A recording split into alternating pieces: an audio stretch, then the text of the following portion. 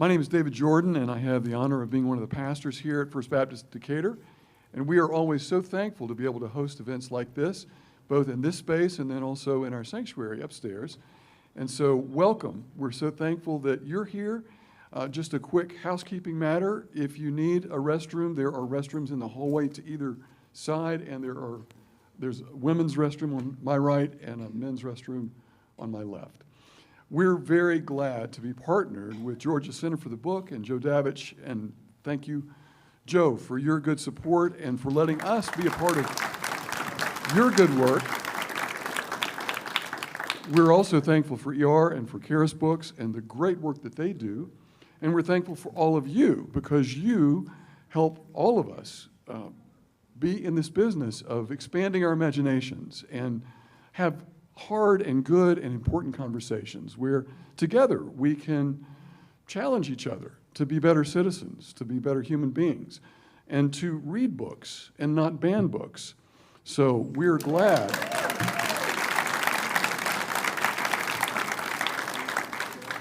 We're glad that we're in this together. We're glad that together we can learn new things and challenge one another. ER, thank you for all you do, and welcome tonight. And Gretchen, welcome to you as well.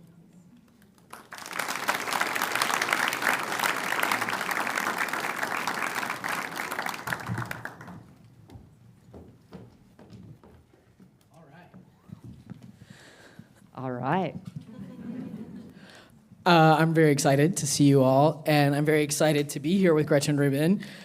Fate has brought us together because there were gonna be other authors who maybe were gonna be in conversation with Gretchen, and they were traveling or whatever. And then I just subtly snuck in that in fact I have read every single one of Gretchen Rubin's books. This is my favorite kind of person to talk to. I'm so happy. I've been a longtime podcast fan, and I was like, well, I could do it if you needed someone. And so this is actually like a huge delight for me. For me too. Thank you so much. Thanks everybody for being here live and in person. It's so exciting. Yes, thank you. So I imagine that many of you are already very familiar. You're probably also Gretchen Rubin superfans. Yeah. Excellent. But just in case you are not, or this is your spouse has brought you here, you maybe remember when the Happiness Project came out and took the New York Times bestseller list by storm. Certainly if you were a bookseller like me, you remember because you're like, where did this book come from? It's everywhere. It was in, the grocery store and Walmart and Target, and of course in all of the independent bookstores where we know you bought it from. It was a number one bestseller for more than 2 years, which is wild. Gretchen's books have sold over 3.5 million copies worldwide. They have been translated into more than 30 languages. Her popular podcast, Happier with Gretchen Rubin, has been downloaded how many times? More than 220 million. And she is the founder of the award-winning Happier app, which helps people track their happiness-boosting habits. And if you've not visited her website, it is full of tips and tricks and things you can do to expand your mind and truly make yourself happier. So, of course, we think you should read books, first and foremost. But there are a lot of ways to read books, and there are a lot of ways to sort of supplement your reading. So I hope that you will engage with all of the amazing assets that Gretchen has created. So welcome to Atlanta, to Decatur. Thank you for being with us. I'm so happy to be here. Thank you so much. I'm so looking forward to our conversation. Yeah, so, I am a proselytizer for the Four Tendencies. And okay. How many of y'all, I would like, just first, how many of y'all know when I say the Four Tendencies? Raise your hand if you know what I'm talking about. Oh my God. Excellent. Okay, so we don't have to do a ton of explaining, but maybe just like one sentence or two. What is your Four Tendencies framework? Okay. So I'll briefly describe it, and then let's ask what people are. Yes. It'll be really fun to know who's in the audience. I have a whole book on this, so if you want more, and there's a quiz. If you want to take a quiz and get the right answer, like get a proper answer, GretchenRubin.com/quiz. But I'll just briefly describe it, and probably everybody here will know what they are. We could do Game of Thrones characters. We can do The Office. Like, these are really easy to spot once you know. Okay, so what we're looking at is how you respond to expectations.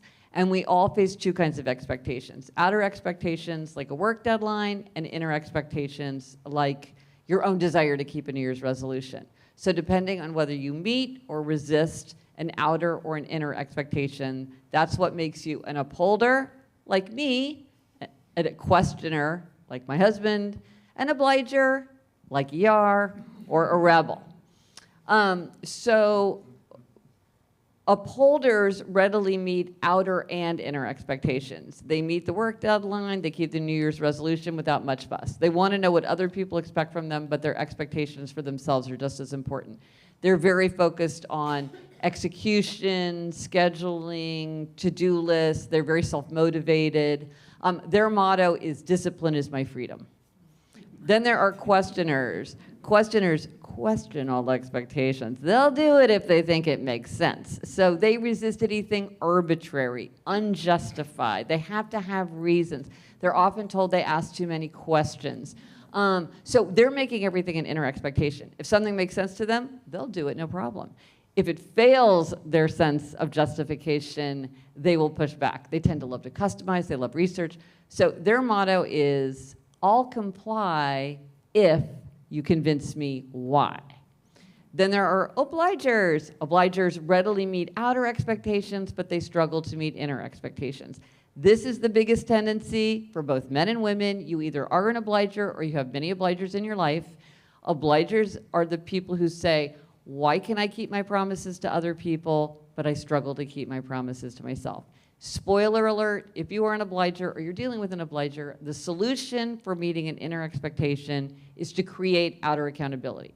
If you want to read more, join a book group. If you want to exercise, work out with a friend who'll be disappointed if you don't show up, work out with a trainer who will charge you anyway, take your dog for a run who's going to be so disappointed, raise money for a charity, think of your duty to be a role model. There's so many ways to create outer accountability once you realize that is what an obliger needs. So but the thing about obligers is they are the people who come through the most for other people. So they make great leaders, great team members, great friends, great family members, great community members. So their motto is, you can count on me, and I'm counting on you to count on me. And then finally, rebels. Rebels resist all expectations, outer and inner alike. They want to do what they want to do in their own way, in their own time. They can do anything they want to do, but if you ask or tell them to do something, they're very likely to resist. And typically they don't tell themselves what to do. Like, I have a friend who said, I decided I was going to give up bread, and the next day I ate an entire loaf of sourdough because nobody tells me what to do, not even me. And so their motto is, you can't make me, and neither can I. So how many, we'll just start out. Oh, wait, and hang on. If you're thinking, I question the validity of this framework, you are probably a questioner. How many of y'all know for sure that you're a rebel? Ooh, a few. Nice, Okay. nice. How many of y'all know for sure you're an upholder? Upholders readily meet outer and inner. Okay, that's me too. How many of y'all know you're a questioner and or Questioners think this is question dumb? all expectations. Okay. Excellent. And for my obliger brethren and sisterin, I'm sorry, and I hope you've built wonderful systems of accountability into your life. I think it's funny, people are often very jealous of other types, but every type has their strengths and weaknesses. Absolutely. It's funny because sometimes people will say, well, which is the best one or the most creative one or the best leaders or whatever. And what you see is that it's not a question of which tendency is best. It's that the people who are the best at achieving their aims are the people who have figured out how to harness the strengths of their tendency and how to offset the limitations of their tendencies. So they've figured out kind of what their downsides are, and they've adjusted for that. So for instance, questioners often have analysis paralysis. This is when their desire for perfect information makes it hard for them to make a decision or to move forward. And so if a questioner knows that they kind of are susceptible to that, then they can say like, well, I'm going to use deadlines, or I'm going to use limitations, or I'm going to use trusted authority to help me make a decision because I realize that I have that problem. Whereas a questioner who isn't so self-aware might not have built that kind of protection into it. So it's a matter of just working with what you've got rather than wishing you were one thing or the other. So I wanted to start out with the 4 tendencies because I just think it's such a helpful framework, and it has changed my life, and I think it's changed a lot of people's lives. And one of the things that I really admire about you is that you sort of follow these paths of curiosity that just seem to stem from your own observations in your day-to-day life, and then you end up creating these amazing, gifts in the form of books for us to, better improve our lives, right? And the Life in 5 Senses is really no different. So I wanted to sort of start out with, how do you, trust your curiosity to lead you to your next book? And specifically with this book, Life in 5 Senses, how did your curiosity lead you into this book? Well, this book, it's funny because looking back, I realized that I was sort of edging up on the 5 senses. Like in Happier at Home, I have a whole thing about smell. I went through this whole period of being deeply, preoccupied with the subject of color. So I think I was sort of edging around it without understanding what the overall theme was. But then I had this kind of an epiphany, like a shock, really. I was at I had a really bad case of pink eye, so bad that I had to go to the eye doctor. And I went, and as I got up to leave, he said, well, be sure to come back for your regular checkup, because as you know, you're more at risk for losing your vision. And I was like, wait, what? No, I don't know that. Why? And he said, oh, yeah, you're so nearsighted that you're at risk for having a detached retina. And we would want to catch that right away. So be sure you come in regularly. And I have a friend who lost some of his vision to a detached retina. So I was very overwhelmed by this information. And I go out onto the street, because I live in New York City. I was walking home. And I thought, I'm so overwhelmed by the thought that all of this could be taken away. And of course, I could have a rich, meaningful life even if I lost, one or more of my senses. But the loss of it was so shocking to me, thinking about the loss, because so often we don't appreciate what we have until we think that we've lost it, or that we might lose it. And I definitely fell into that trap. And so as I was thinking of this like New York City streetscape that's so precious to me, I thought, but I noticed nothing on my way here. Like, I think it's so important to me, but I'm not paying attention one bit. And as I was walking home, it was like every knob in my brain just got turned up to 11, and I just felt like I was being overwhelmed with sensation in an almost psychedelic way. It was very surreal. I could just hear every sound. I could smell every smell. New York City is quite smelly. And then by the time I got back to my apartment building, I thought, oh my gosh, the only difference is that I'm noticing it. All this is happening all the time. And that shocked me into the realization that this is what I needed to think about. For me, research is me search, and I'm always figuring out what I need to learn. And I realized that this was something that, I thought so much about happiness and human nature, but this was just something that I was just really stuck up in my head, and I needed to find a way to connect with the world through my 5 senses. So it came from that epiphany about my own limitations. And in the book you mentioned, a lot of people experience COVID-related smell and taste loss. And so many of us, if we are currently able-bodied or fully sensed, we do take it for granted. And I'm wondering, why do you think it is that humans in general are not able to sort of hold the forest for the tree, or really the trees for the forest, as we move through the world, knowing that, if we're given the gift of aging, our senses will diminish. We are more likely to be disabled. That's just the nature of being human, and yet we're not able to really hold on in any meaningful way unless we take on sort of a disciplined approach, as you do in this book. Well, I think you're right that it's just sort of an aspect of human nature that we so readily take things for granted, that the more reliable something, the only day people pay attention to the sun is when there's an eclipse, and I think that it is very hard. And one of the things I really wanted to do was to really, I have a 5 senses journal where every day I write down like a notable sensation, because I thought, I tried for a long time to keep a gratitude journal, because this is what all the happiness experts tell you to do, right? I was deeply annoyed by my gratitude journal. But I found that this 5 senses journal kind of acts like a gratitude journal, because it is my way of saying, I am appreciating the world, and I am not taking it for granted, and I am registering, the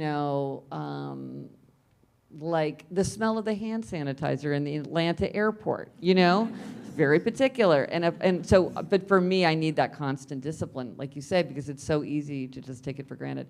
But I wonder if now more than ever it is a challenge because of two things that kind of point in opposite directions. On the one hand, I think reality can feel kind of flattened and drained because we have so much of it coming through screens.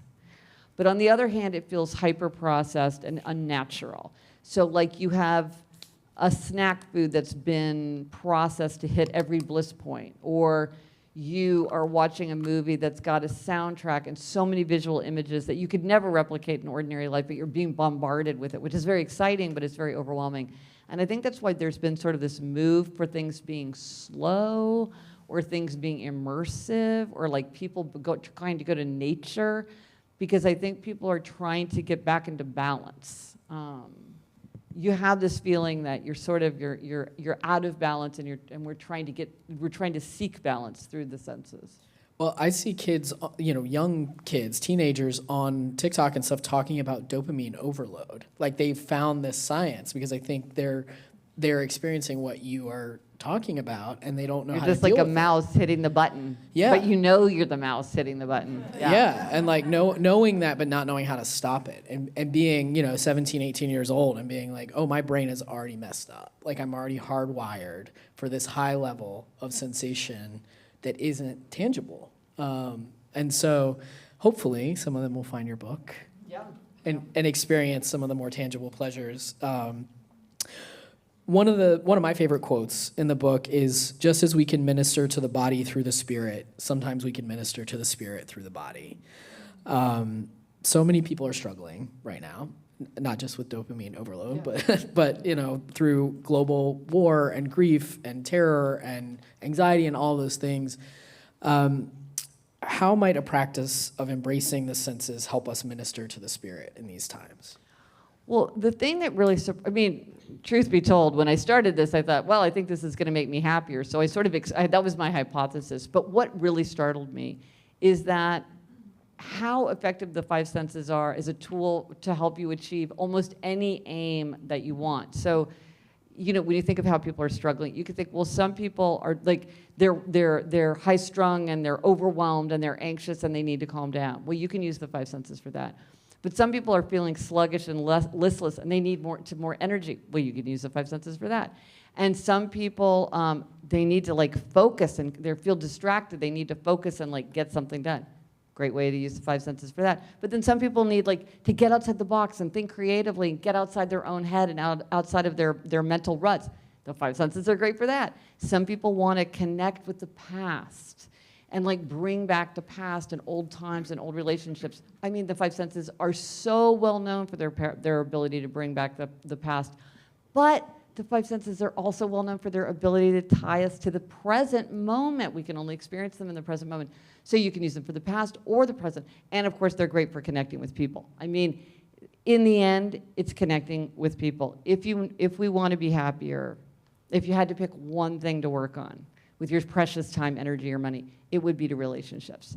And the five senses are great for that. And so I think that that there's so many, and they're familiar to us. So if you said, okay, just brainstorm, what are 5 ways that you could use your 5 senses to give yourself more energy? I think you don't need to read my book. You would be able to think of a lot of ideas because we think about these things all the time.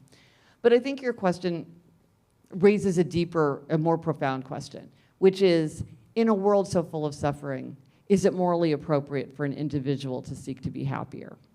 Because often people will say to me, look, I feel like I have every element of a happy life. If I want to be happier, I must be a spoiled brat. Or they say, it's just not right for me to be thinking about myself in the face of so much suffering and injustice. But what the research shows, and I imagine you see this in your own lives, is that happier people are actually more interested in the problems of other people, and they're more interested in the problems of the world. Happier people tend to donate more money, they volunteer more time, they're more likely to help out if a family member or a friend or a community member needs a hand. They make better leaders and better team members, they have healthier habits, they're more likely to vote.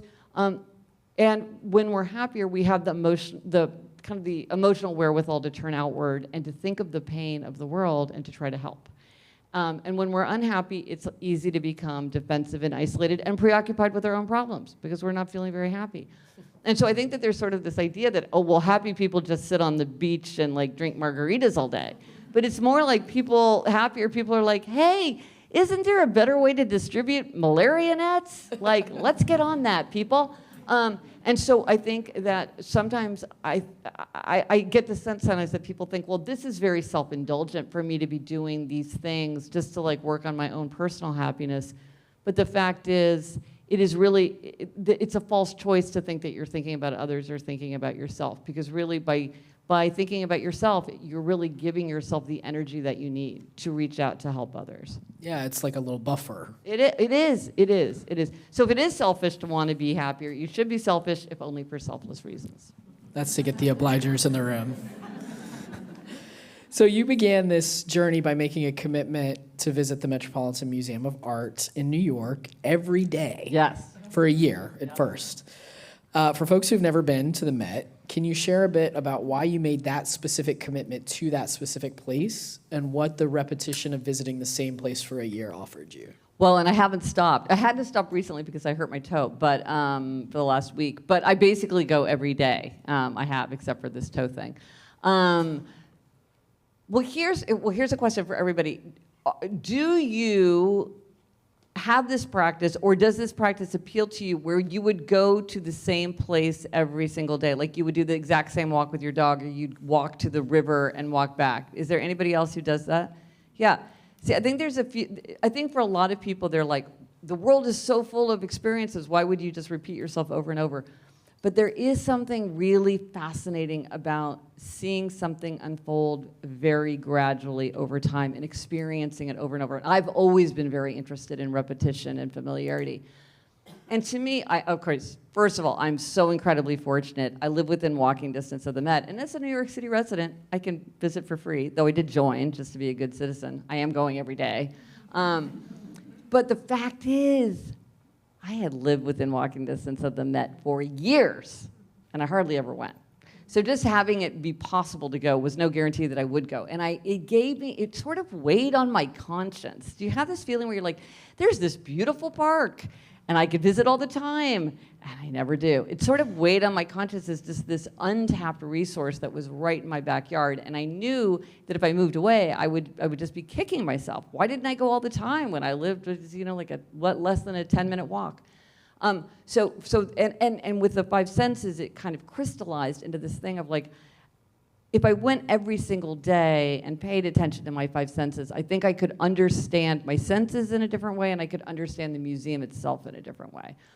And as I said, I just loved it so much that I just never stopped. It's closed on Wednesdays, but I go every day, and it's really different when you go every day. It really is a very different experience than to even go once a week. If this is the kind of thing that appeals to you, and there's something in your life, even just doing the same walk in your neighborhood, there's something about exact repetition that is really, really interesting. I talked to a guy at an event like this, and he said that he goes to the same big CVS every day. And I'm like, I can 100% imagine. There's a lot going on in a big CVS.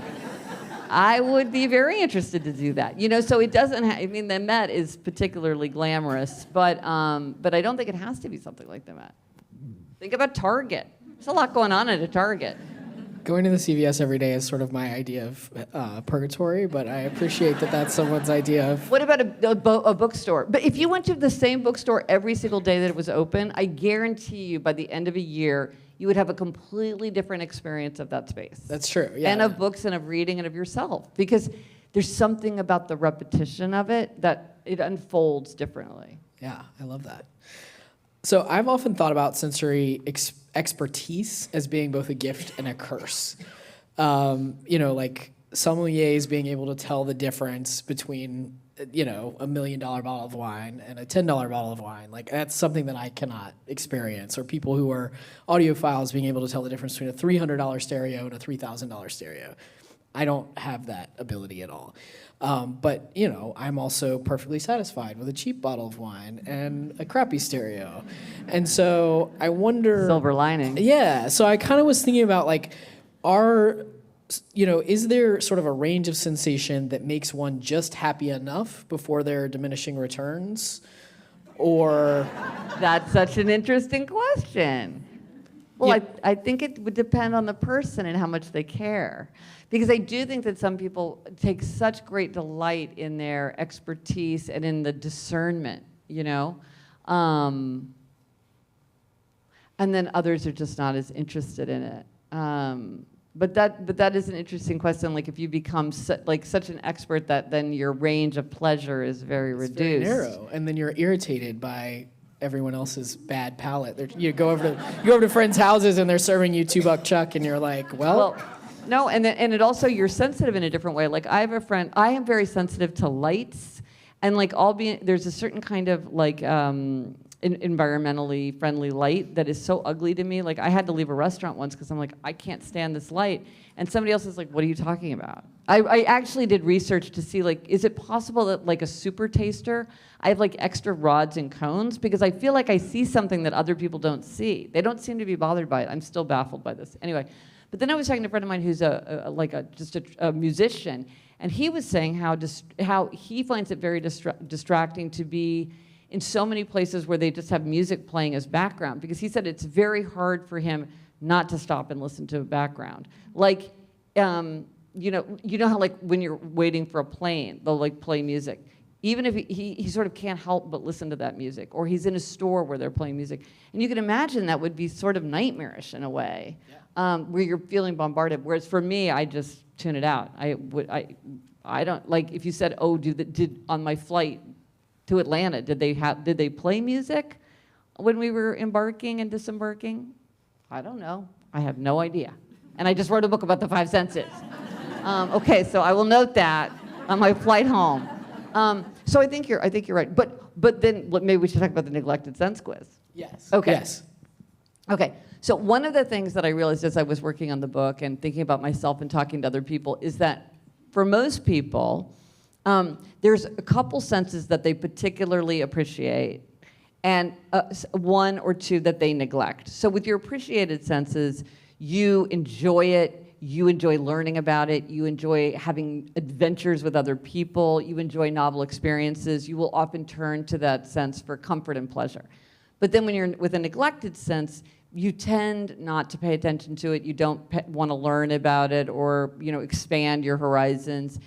You're often more aware of the negatives than the positives. So you're avoiding the negatives of the sensation, but you're not really leaning into the positives. So I created this quiz that will tell you what your neglected sense is. And the reason that this is useful is that there's a lot of low-hanging fruit. Because if you haven't been tapping into that sense, then you could think, well, how could I use it to connect with other people? Or how could I use it to have adventures? How could I bring it into my life for more comfort or pleasure? Or think about the role that it's playing. And so it gives you, there's a lot of opportunity there. Whereas with the one that you appreciate, you probably already are doing all those things because you appreciate that sense. So again, if you go to my website, GretchenRubin.com/quiz, it's a really fun quiz. It's a very kind of souped up quiz to make it 5 senses-ish. But the thing that surprised me, now that tens of thousands of people have taken the quiz, is that the neglected senses are very, very evenly distributed. They're, because you might have thought, oh, well, maybe traditionally in the West, people really dismiss smell as being important. I think COVID, as you mentioned, COVID made people much more aware of the importance of smell. It's right there with the other 5. I thought maybe no one would get sight because as humans, we're hardwired for sight. It has more real estate in the brain, and if there's a conflict among senses, sight will usually trump. So I thought, well, maybe no one would have sight. Sight's right there it's very evenly distributed. But there are 2 senses that are the most appreciated. Guess which ones? Hearing, taste, which are my 2 most neglected. So that's part of, I think, probably why I was writing the book. 'Cause I'm like, everybody's going on and on about food. What's the big deal? So you also talked a lot about how removing something bothersome or distracting can be just as meaningful as adding something lovely. So can you share a little bit about things that you removed from your sensory environments and how that shaped your experience? This is it's so baffling because you're like, why am I putting up with these things that are very irritating to me? And yet one does, or at least this one does. And like I think the example I write about in the book, because again, just makes no sense whatsoever. I'm very, as I said, I'm very attuned to smell. And it struck me that I really, really disliked the smell of the garbage bags that we bought. You know, they have like this fresh, clean smell, and I really didn't like it. And we'd been buying this brand at least for 5 years. And you might say to yourself, Gretchen, you are buying this product. Why are you buying something that has a smell that you do not like? That is not inevitable. You're buying that one. I have no idea. So I got rid of it and got one. No, the fact is, unscented is a scent. Things have to be scented so that they have no scent, but that's fine. So now I get the unscented ones. I'm so much happier. So that's one thing, is like looking for things that smell bad. Another one is the notifications. My husband has like a phone, an Apple Watch, and an iPad that he travels with. He has all kinds of notifications turned on. I cannot understand how he can have a moment of thought, because that thing is buzzing and beeping and rattling all the time. I have no notifications turned on. And I find, but you know, some people, they want their notifications, but if you're getting like news notifications that are beeping, anyway, so I would say think about your notifications. Here's something fun. If you feel very distracted by your phone, by looking at your phone, it is extremely easy to change your phone to grayscale. So it's in black, white, and gray. And believe me, you will not use your phone as much if it is in black, white, and gray. It's much harder to use, it's much more cumbersome to use, and it's just not as enticing because things don't look as interesting. It's like watching your grandparents' black and white TV set. And if you have little kids, you can just tell them that it's kind of broken. You know, and you're like, oh, because you're not taking it away, you're just like, oh, we'll just use it like that. And then they're just probably not going to use it because it's a lot harder. And I cleaned up my office, which just because it was just overwhelming. I think that tip for toddlers, turn it to grayscale, is a brilliant idea. Yeah. So you talked about your audio apothecary. Yeah. If you could prescribe one mood-boosting song from your personal apothecary, yes. What's your go-to? Oh, Mule Skinner Blues, Dolly Parton. That is the happiest song. Oh, yeah, that's a great song. And you don't hear it that much, because I think some songs you're like, oh, you hear it so much, it doesn't have as much of a kick. It's been ruined, yes. Yeah. And folks can find the full audio apothecary on Spotify, right? On Spotify. So go check that out. It's amazing. It's really fun. If you have not created or curated your own audio apothecary, meaning like your list of songs that make you feel a certain kind of way at various times, that is a huge mood shifter. This is something interesting about music. They don't know why humans have music. It is a universal aspect of human culture. All humans have music, and they speculate that it helps us move in rhythm with each other. It helps regulate emotion, but they really, from an evolutionary standpoint, they can't agree on why it is that we have music. And yet it is this, research has shown that listening to your favorite upbeat song is one of the quickest, easiest ways to intervene in your mood. It's extremely powerful. We all know how powerful it is. But it's interesting that it's not clear why it is. And it's global. Every human in the world listens to music. Every human culture has music. So one of your great Gretchen aphorisms is the days are long, but the years are short, which I think about a lot, and it's very helpful to me. What are some ways that paying attention to our five senses might help us hold on to the present, but also connect to the past? Well, I talked about my five senses journal because I think part of it is just trying to notice the particularities of the everyday. And just by noticing it, you start to enrich your life and also make it easier to remember things. And I am a big fan of writing things down just because, writing them down will help you remember it. but then also will help bring back those memories later. But also making the things like photo albums, like really using photographs to try to capture different memories. The problem is that sometimes the things that you're most interested in later are the things that you take for granted in the present. One thing I did for the book was I made an album of now, where I just went around my apartment and took pictures of all the most ordinary things. What the rooms looked like, what our closets looked like, what our pantry looked like, what the inside of our refrigerator looked like, what our street looked like. Because when I think about my own past, I'm like, that's what I would love. What did my bedroom look like when I was 8 years old, you know? I've had a friend for my whole life, and her mother had saved my birthday party invitation that I had sent to her daughter.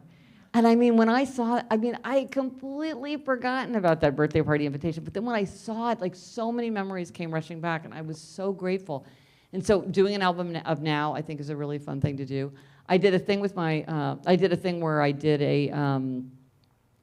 a taste timeline where I broke my life into different times and then wrote down different taste memories. Because since I neglect the sense of taste, I was trying to find ways to tap into the past using taste. And what was really fun about that is because my sister, who's my co-host, my childhood is her childhood. So then we had all this fun reminiscing about all these things that we used to eat as a child, or that my mother used to cook when we were little that she doesn't really make anymore, what our grandparents used to make for us, what we would eat in North Platte, Nebraska, what we ate at Worlds of Fun when we would go. We just had so much fun talking about it. And so I think using the five senses to try to bring back different time periods or different people, different experiences. A really fun exercise is the five senses portrait. This is when you take a person, a place, an experience like a camping trip, a pet, and write down 5 notable memories or associations for each of the 5 senses. So like if I did a 5 senses portrait of ER, I would write down like 25 things.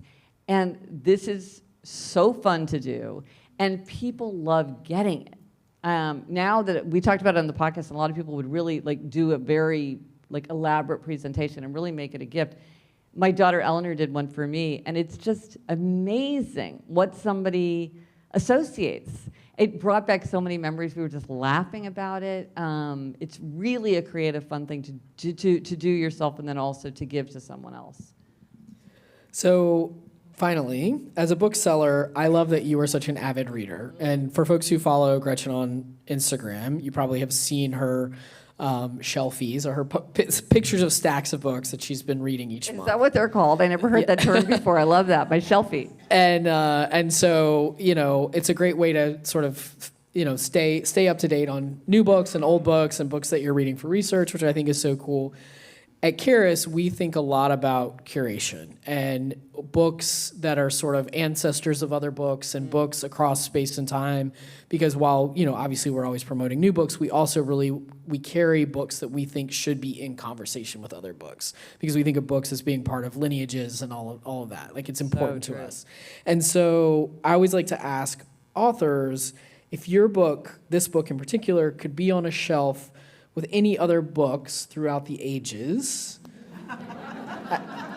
which few books would you most like Life in Five Senses to be shelf mates with? Ooh, just this one book? Just this one. Just this one. Oh, okay. Okay, well, I always would have to say the autobiography of Benjamin Franklin, because that is a guy who's like very practical about how to be happy. And Life in Five Senses. This is Your Brain on Music. That's a good one. For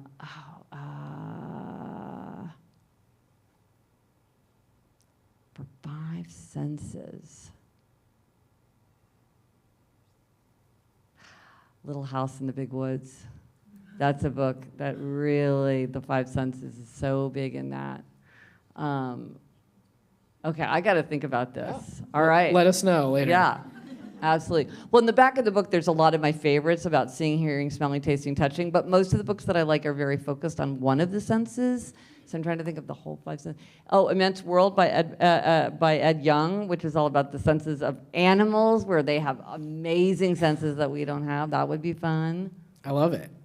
So we want to make sure that y'all are able to ask some questions. So we're going to open it up right now. There's a microphone right here. Joe Dowitch is walking towards it. And you get a gold star if you ask the first question, because nobody likes to ask the first question. We do want you to come use the microphone, or if you No. need it brought to you, we can have it brought to you. I have a whole section in the book called "Take the Microphone." Use the microphone. Would you like Joe to because- bring it to you, or do you want? Okay, you're coming up. Awesome. Because it's so much better to use a microphone.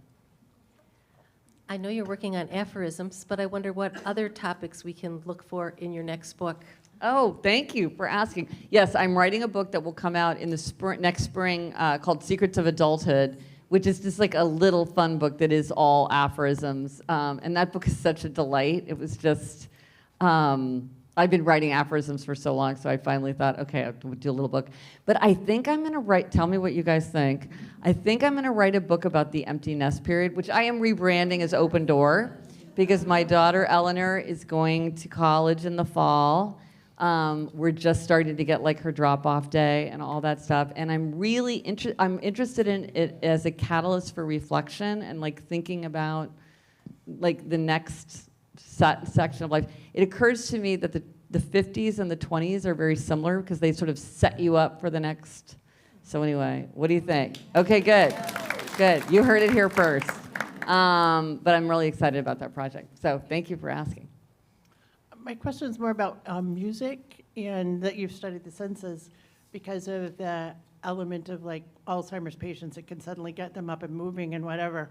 I mean, thinking about maybe it's related to our heartbeats or something like that, but that linkage of, there's one like of a ballerina and she doesn't talk and she suddenly, when she hears Swan Lake, she starts doing the movement. So any thoughts about, you were questioning Right. why music, Yeah. but it seems so lizard brain part Yeah. of our brains. Anyway. Yeah, no, and I'm not an expert in that, so I don't want to say anything that I don't know well. But that's right. There is research that shows that people with Alzheimer's, it's like it's part of their brain that is still intact, and that often you can engage through music. But I will say this is interesting, and that is something that they're studying and looking at that. And can you use that to reach a person with Alzheimer's and connect?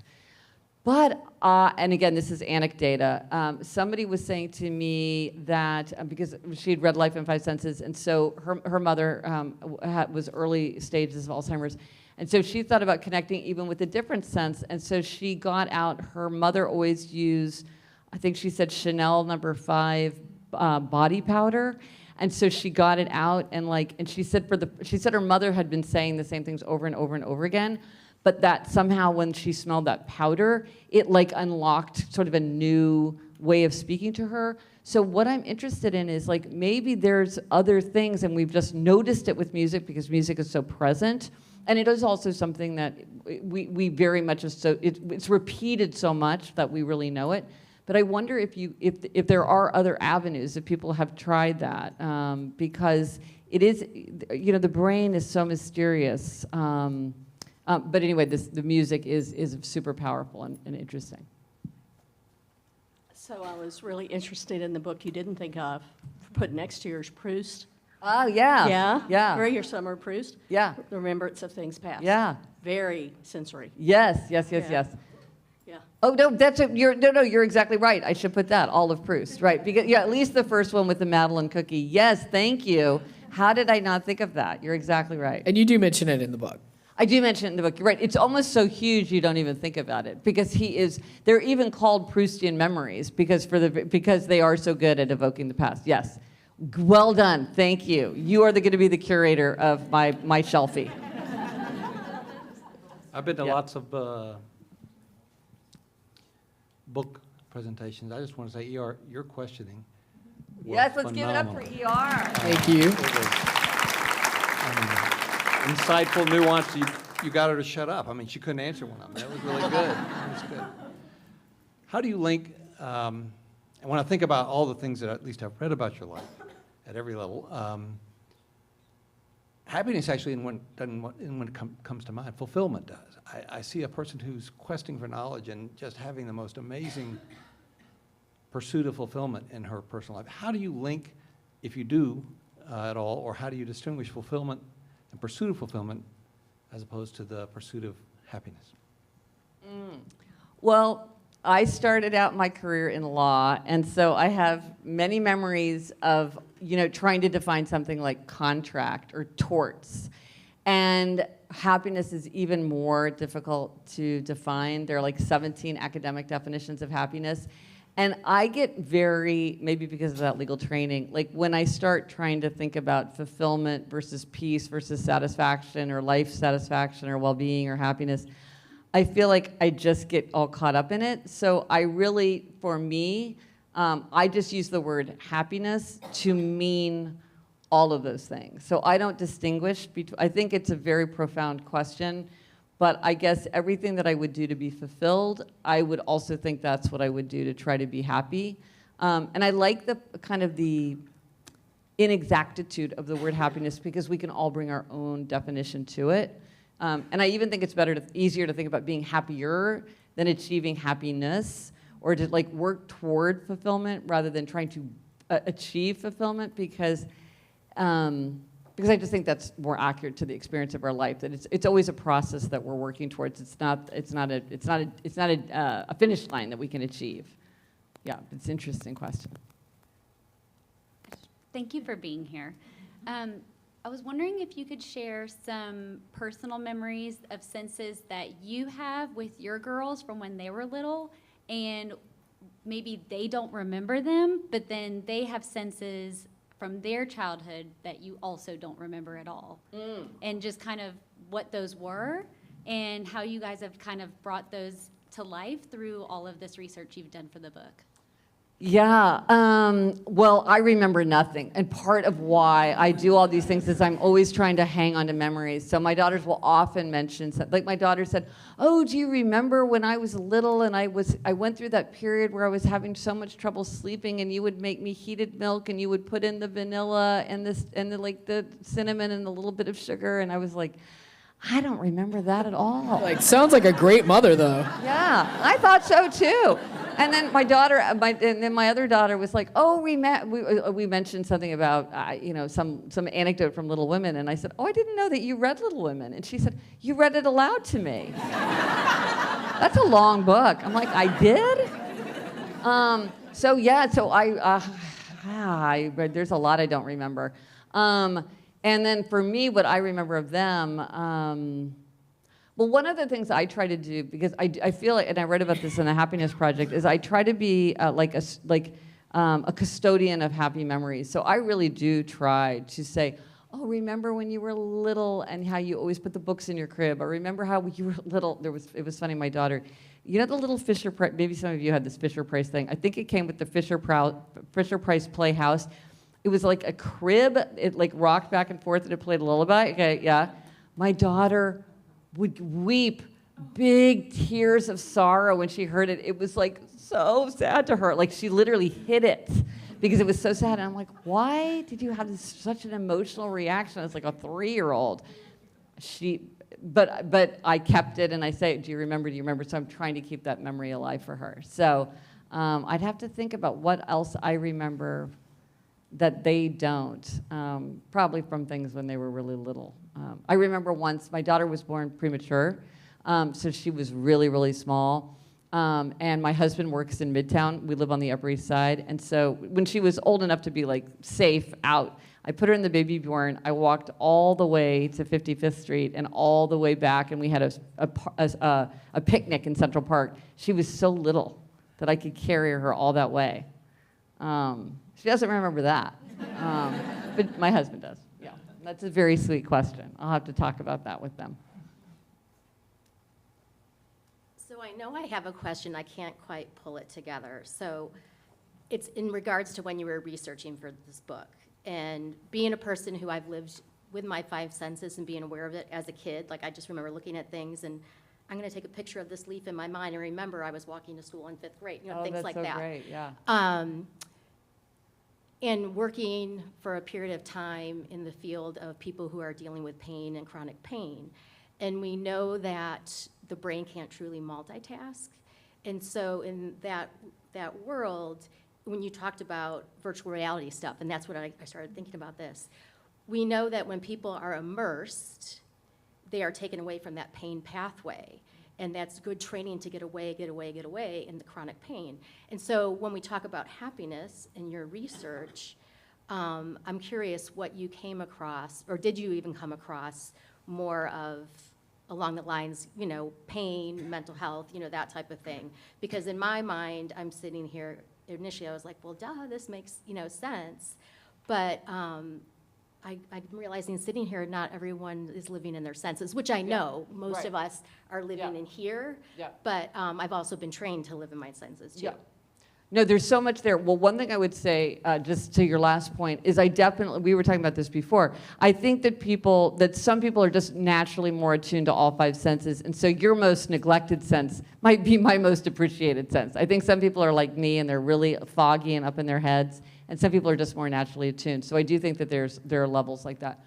To the point of chronic pain, I think that this is absolutely fascinating, and I was talking to a researcher who was exploring whether you could create virtual realities, and it was like using it for people who had like serious burns or were going through like very painful procedures, to try to take them out, like to put them in an imaginary environment that would be very different. And I remember reading some research where I think if I remember correctly, it was children that had to have MRIs, so they had to be very still for a really long time. It was really hard for young children. So they figured out a way so that they could watch a video. And it got to the point where they would pull the children out and they'd be like, no, I don't want to get out yet because I want to watch the video.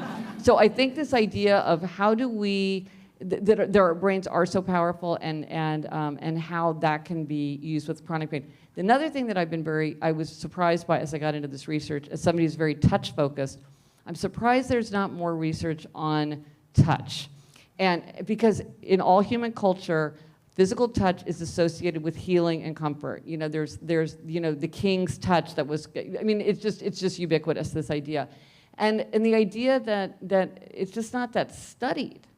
And just the immense comfort, and we've got a whole set of nerves that are for social touch. So I think with chronic pain, that's also something that I think that there could be a lot more really valuable research done on how to harness that. Because I do think that for chronic pain, there's a lot that you can do with the 5. That's even with the Swiss Army tool. That's probably another thing that you could do. So it's a really good question. I know near the beginning of the book, you talk about you decided just to focus on like what we call the traditional 5 senses. Kindergarten senses. Right. So I wondered if like while you were trying to decide, like, did you think of anything what you would have done if you had decided to expand it into, say, vestibular senses or one of the other senses? Like any experiments that you considered that you might have done? Not really, because they're all sort of subtle. Because we talk about the 5 senses, but there are like 33 or 35 senses that now scientists have identified. They will surely identify more, but they're all kind of running in the background. They're super important and super fascinating. But they're harder to get at. So I really just sort of from the get-go was like, I'm going to go to the big 5 and the other. Also, I didn't know how to pronounce a lot of them. Is it interoception or interoception? I'm like, I don't know. Stick to the big 5. Hi, Gretchen. One of the things I love that you talk about in your books and your podcast is whimsy, and your focus on whimsy. I think Love whimsy. I think the 5 senses really lend themselves to that. And my friend Brooke and I, who's here with me, are both high school teachers. And so whimsy is not something that high schoolers are really, they're all about being cool, right? Yeah. And so we often talk, we're not cool anymore to them. We are, but not to them. And so we talk a lot about leaning into our whimsy when we're doing things like going to Dairy Queen because it's fun and nostalgic and it doesn't have to be fancy. Yeah. So, which we're going to go after this. Get a dip cone. That's what we're right? Doing. Yes. What are your latest whimsical moments from the summer or just this year that you could share with us? Ooh, what a great question. Okay, well, if you are an iPhone user, it turns out that if you say, hey Siri, Lumos, your flashlight will turn on.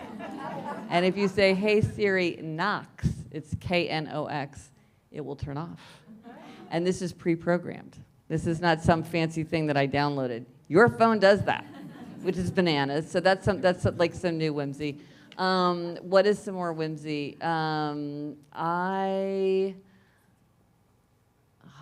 gosh, what else have I been doing lately? I do love it. I bought some really strange, I love trompe l'oeil. I like anything that looks fake. And so I got some crazy stationery that looks like all different kinds of marble. So it kind of looks like a slab of marble, but it's actually a piece of paper. That's very cool. I love trompe l'oeil. I got a miniature, maybe you've seen these. I forget what the word is, but like they fit on a bookshelf, but it almost looks like it's like a street. You know what I'm talking about? So mine looks like Diagon Alley. It's there, and you can turn. It even has a little light that you can turn on. I just got that. So that's some of the whimsy that I've had. But I always more whimsy. If you have any thoughts, let me know, because I always am looking for more whimsy. Thank you. So Gretchen's going to meet us over at this table and sign books. So I noticed there were probably some more questions that folks would have liked to have asked. So maybe that will be your moment to ask a question in private over there. So we will, Deborah has sticky notes, so we'll get you to write your name, how you would like your book signed. And we'll just have you join us over there. Unless, Joe, do you have more specific instructions for us? So the line, as you see the table, is sort of like angled this way. So we're going to line it this way and in front of the stairs. That way, after you're signing, you can just quickly exit the door and head out into Decatur to Dairy Queen or other locations. There's a lot of good ice cream around here. Excellent. Can we get one more round of applause for Gretchen Rubin, please? Thank you. This is so